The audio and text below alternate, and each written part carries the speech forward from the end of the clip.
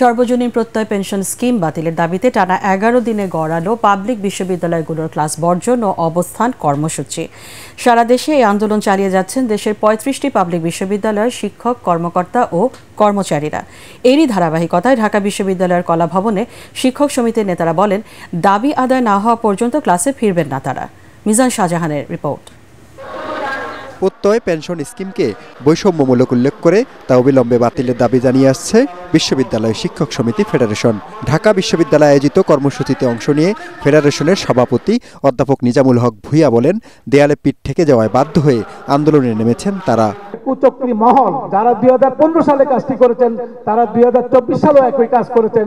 আমি মনে করি আমাদের এখন সময় এসেছে, আমরা প্রতিবাদ করছি, আন্দোলন করছি, আমরা আমাদের আত্মমর্যাদা লড়াই করছি। কেন্দ্রীয় কর্মসূচির অংশ হিসেবে ক্লাস পরীক্ষা বর্জন অব্যাহত রেখেছেন শেরেবাংলা কৃষি বিশ্ববিদ্যালয়ের শিক্ষকরা।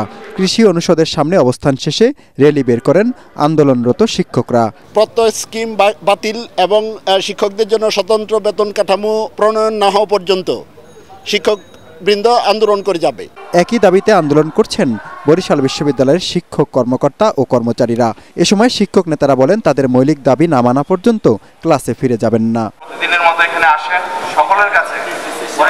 খুলনায় কর্মবিরতি পালন করছে 3টি পাবলিক বিশ্ববিদ্যালয়ের শিক্ষকরা। 1 ঘন্টার অবস্থান কর্মসূচির শুরুতে ক্যাম্পাসে বিক্ষোভ মিছিল করেন খুলনা বিশ্ববিদ্যালয়ের শিক্ষকরা।